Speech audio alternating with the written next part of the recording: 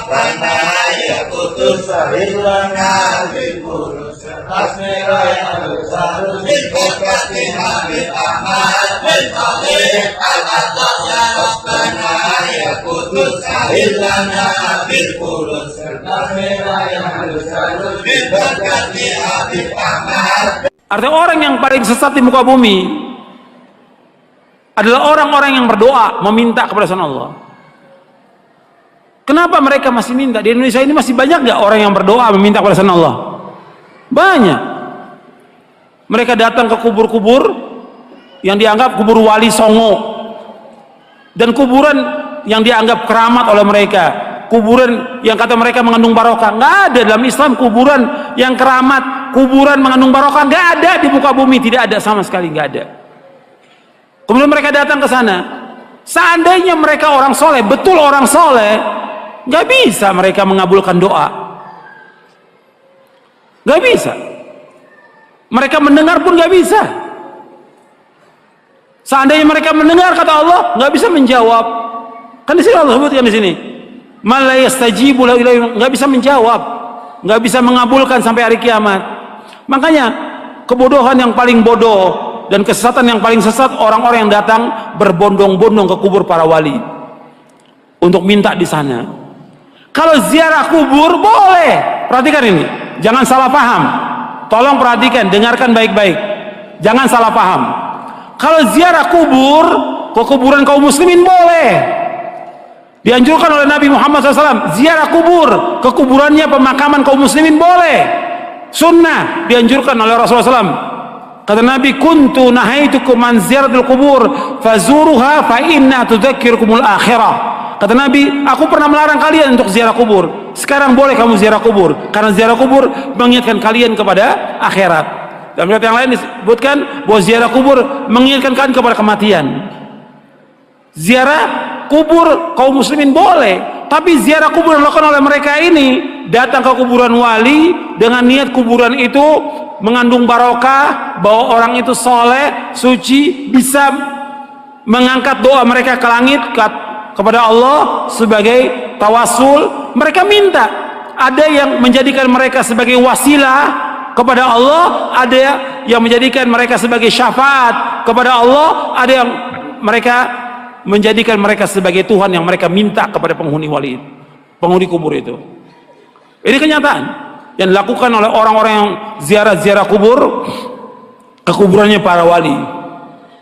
Dan ini kalau Anda perhatikan, kerusakannya luar biasa ini. Karena masalah akidah, masalah tauhid, mereka memalingkan ibadah kepada selain Allah yang Allah tidak redha selama-lamanya.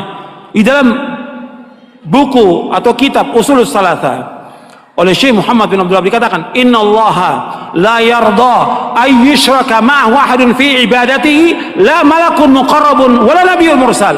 Allah tidak redha selama-lamanya apabila Allah disekutukan dengan makhluknya, apakah dengan malaikat yang dekat atau dengan nabi yang diutus. Allah nggak redha. Maksudnya kalau ada orang yang berdoa meminta kepada malaikat Jibril, minta kesembuhan, minta rezeki, minta dimudahkan urusan, Allah nggak redha. Karena malaikat Jibril nggak bisa mengabulkan doa yang mengabulkan Allah. Atau kepada nabi yang diutus, orang datang ke kuburannya Nabi Muhammad SAW, minta kepada Nabi Muhammad SAW supaya dimudahkan rezekinya, supaya dimudahkan jodohnya, supaya dagangannya laris, supaya segala macam. Allah nggak redho, nggak redho. Kenapa? Doa itu wajib dipanjatkan dan hanya ditujukan kepada Allah saja, tidak kepada yang lain. Allah nggak redho. Hatta kepada orang yang paling soleh, Nabi Muhammad SAW, orang datang kepada kuburan beliau minta, Allah nggak redho. Makanya nggak ada seorang sahabat pun yang datang ke kuburan Nabi untuk minta sesuatu, tidak ada. Tidak ada seorang sahabat pun radhiyallahu anhum ajmain yang datang ke kuburan Nabi untuk minta sesuatu, tidak ada sama sekali. Mereka berdoa langsung kepada Allah. Begitu juga setelah wafatnya Khulafaur Rasyidin, nggak ada orang datang. Tapi belakangan di abad kedua, ketiga mulai, siapa yang melakukan pertama kali penyembahan kepada kubur yang dikeramatkan pertama kali di muka bumi? Syiah pertama kali, laknatullah alaihim.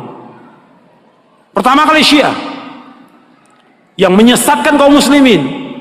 Mereka katakan kubur imamnya, kemudian kubur Husain mereka sembah, mereka tawaf di situ. Itu pertama kali. sunnahnya orang Syiah, sunnah sayyi'ah, sunnah jahiliyah yang mereka lakukan. Bukan sunnah hasanah, sunnah sayyi'ah. Mengajak orang untuk menyembah kubur. Setelah itu diikuti oleh apa? Diikuti oleh yang kedua, tarekat sufiyah. Yang pertama Syiah, lanatullah alaihim. Yang kedua tarekat sufiyah, menganggap bahwa gurunya, syekhnya sebagai wali, sudah mencapai tingkatan yang paling tinggi. Sampai datang, sampai syekhnya mengatakan di buku-buku mereka, di kitab mereka, kalau kamu mengalami kesulitan, kesusahan dan saya sudah mati, kamu datang ke kubur saya, kata mereka begitu. Ini sesat dan menyesatkan kaum muslimin. Anda melihat sekarang tambah banyak orang yang pertama kali mulai kuburan itu disembah, kemudian dibangun kubur di dalam masjid, itulah orang-orang Syiah. Nggak akan bertemu dalam Islam antara kuburan dengan masjid selama-lamanya, tidak akan ketemu dalam Islam. Adapun kuburan Nabi sallallahu alaihi wasallam itu di luar masjid.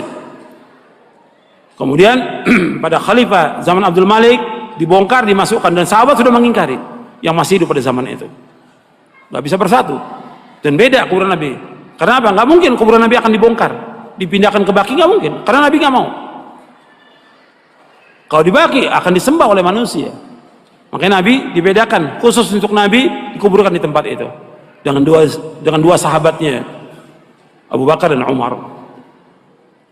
Adapun kuburan yang lain nggak boleh, nggak bisa bersatu antara masjid dengan kuburan selama-lamanya. Yang pertama kali Syiah. Karena ini perbuatan siapa? Perbuatannya orang-orang Yahudi dan Nasrani. Maka 5 hari menjelang wafatnya Rasulullah mengatakan, la'natullahi 'alal yahudi wan nasara ittakhadhu qubur anbiya'i masajid wa ana anhaakum an dzalik. Mudah-mudahan, kata Nabi SAW, 5 hari menjelang wafat, mudah-mudahan Allah melaknat orang Yahudi dan Nasrani karena mereka menjadikan kubur Nabi mereka sebagai tempat ibadah. Aku larang kalian jangan melakukan seperti mereka. 5 hari menjelang wafat, 5 hari. Terus Nabi ingatkan umatnya, jangan seperti Yahudi, jangan seperti Nasrani yang mereka menjadikan kubur Nabi mereka sebagai tempat ibadah. Aku larang. Kuburan bukan tempat ibadah, kuburan. Dan nggak boleh melaksanakan perjalanan ke makam-makam, nggak boleh. Ziarah kubur boleh, tapi menentukan makam tertentu untuk ziarah mempunyai keutamaan nggak boleh. Yang punya keutamaan 3 masjid, masjid aja cuma 3 masjid dari seluruh dunia yang mempunyai keutamaan. Kata Nabi SAW dalam hadis yang sahih, ada di buku ini, la tushaddur rihalu illa ila 3 masajid, masjid hadza wa masjidil haram wa masjidil aqsa. Kata Nabi, nggak boleh mengadakan perjalanan dengan niat ibadah kecuali 3 masjid. Tidak boleh mengadakan perjalanan safar dengan tujuan ibadah kecuali 3 masjid. Pertama masjidku ini, Masjid Nabawi. Yang kedua Masjidil Haram. Yang ketiga Masjid Aqsa. Masjid aja nggak boleh. Ada di Bandung umpamanya ada masjid yang bagus, orang mengatakan bahwa masjid itu punya keutamaan, nggak boleh. Semua masjid sama. Masjid di sini, di Pustai atau masjid yang lain yang dibangun, semua sama. Ganjarannya sama kalau orang sholat di dalamnya, kecuali 3 masjid. Masjid Nabawi sekali sholat di sana 1000, lebih dari masjid yang lain. Kalau di Mekah, di Masjidil Haram, di Mekah maksudnya di Masjidil Haram saja, bukan di masjid yang lain. Di Mekah bukan, di Masjidil Haram saja itu 100.000 keutamaannya dari masjid yang lain seluruh dunia. Kalau di Masjidil Aqsa 250. Itu keutamaan yang disebutkan oleh Rasulullah Sallallahu Alaihi Wasallam. Kalau masjid yang nggak punya keutamaan kecuali 3 masjid, apalagi kuburan. Kuburan nggak punya keutamaan sama sekali. Makanya orang-orang yang datang dan meminta ke kubur-kubur, Allah menyebutkan dalam Al-Quran ini orang yang paling sesat di muka bumi. Antum catat tuh ayatnya, ya, surah Al-Ahqaf surah 46 ayat 5 dan 6. Ini dalil